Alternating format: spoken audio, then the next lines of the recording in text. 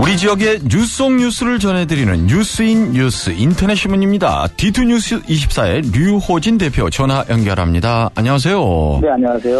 전화 연결이 매끄럽지 못해서 3부 시작과 함께 시작하는 이 뉴스인 뉴스를 조금 뒤쪽으로 뺐습니다. 청취자 여러분. 죄송합니다. 오늘 저희들 이해해 주시길 바라고요. 네, 죄송합니다. 대전도시철도 2호선이 트램과 관련한 세부 추진 계획이 공개됐는데 먼저 이 소식부터 전해 주시죠. 네, 대전시가 지난주에 이 대전 지역의 각 대학 연구소라든지 학회 또 시민사회 단체에서 한 30여 개 기관이 참여해서 대전의 미래 성장 동력이라든지 발전 방안을 모색하는 그 정책 엑스포를 열었는데요. 네. 이 자리에서 대전시가 이 내용을 발표를 했습니다. 지난주 금요일 날 발표된 이 도시철도 2호선 트램 추진 계획을 따르면은 1단계 사업 구간은 진잠에서 유성 온천역까지 28.6km로 이 당초 계획과 같고요. 다만 여기에 2025년까지 한 1조 원 정도가 투입되는 것으로 나오고 있습니다. 그리고 2단계 사업이 유성 온천역에서 진잠 구간까지 한 7.4km 구간에서 진행될 예정입니다.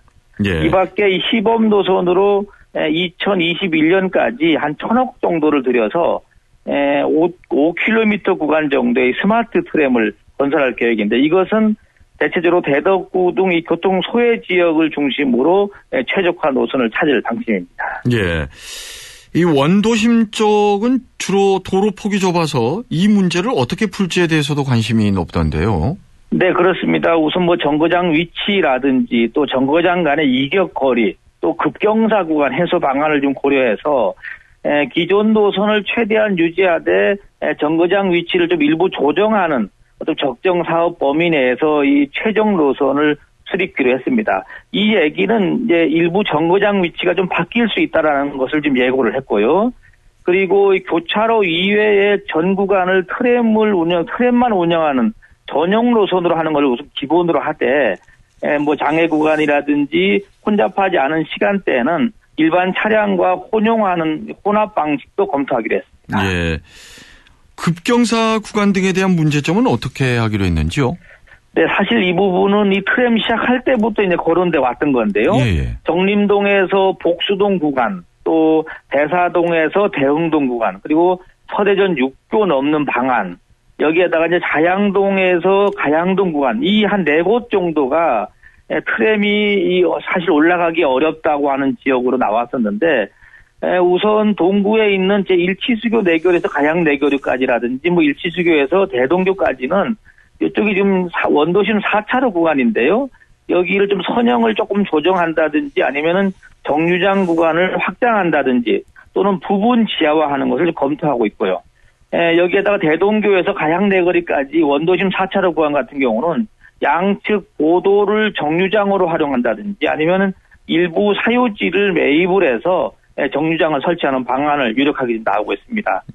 또 하나는 이제 갑천변 이 4차로 구간이죠. 이 대덕대교에서 유성대교 구간 같은 경우는 하천변의 기존 뚝 부지를 우선 주행로로 활용하고요. 승강장과 보행로 등은 경사지에다가 데크를 설치해서 확보하기로 했습니다. 예. 그럼 언제부터 공사가 시작되는 겁니까? 우선 2017년 4월까지 경제성 분석이라든지 뭐 기본 계획 수립 또는 뭐 스마트 트램과 연결된 교통망 구축 같은 것이 이루어지고요.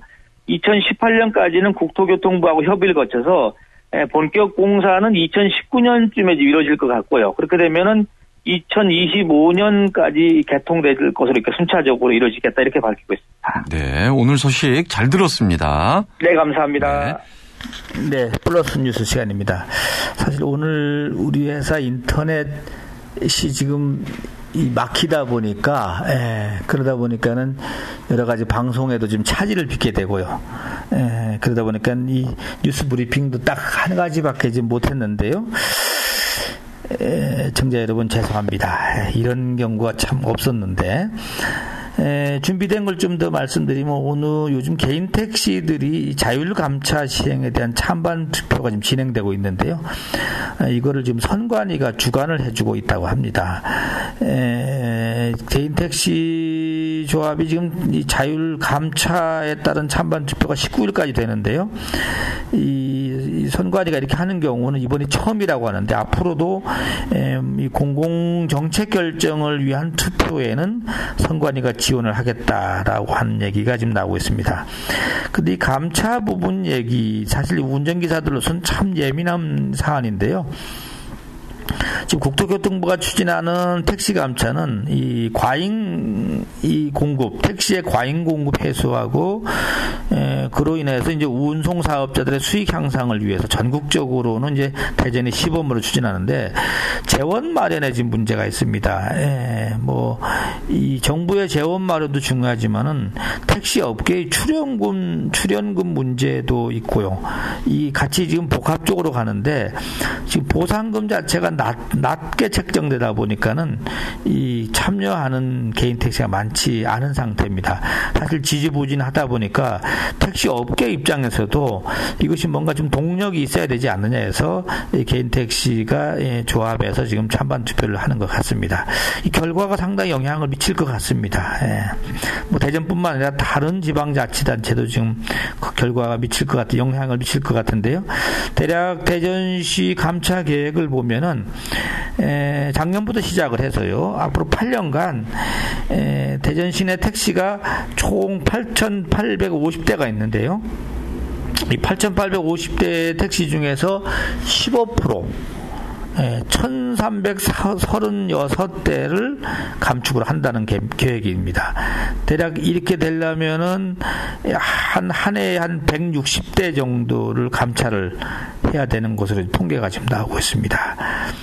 이 1,336대 감차되는 것은 개인 택시가 한 828대, 법인 택시가 508대 포함이 되는 것으로 지금 나오고 있습니다.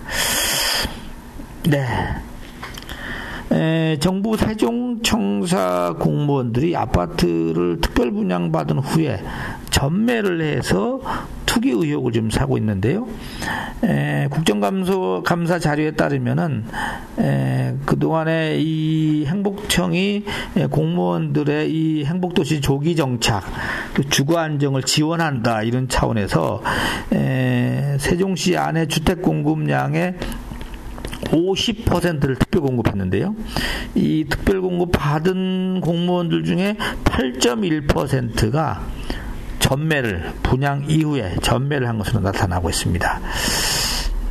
네, 결국 이렇게 되다 보니까는 공무원들이 투기 수단으로 이 특별 분양을 활용한 게 아니냐 이렇게 지금 나오고 있는 것이 총 공급되어 있는 이 공무원들에게 공급된 게 4,369대인데 이 가운데 352대가 전매가 됐는데 재밌는 거는 관리 감독을 해야 될 국무총리, 국토교통부, 기재부 뭐 전부 다 비슷합니다.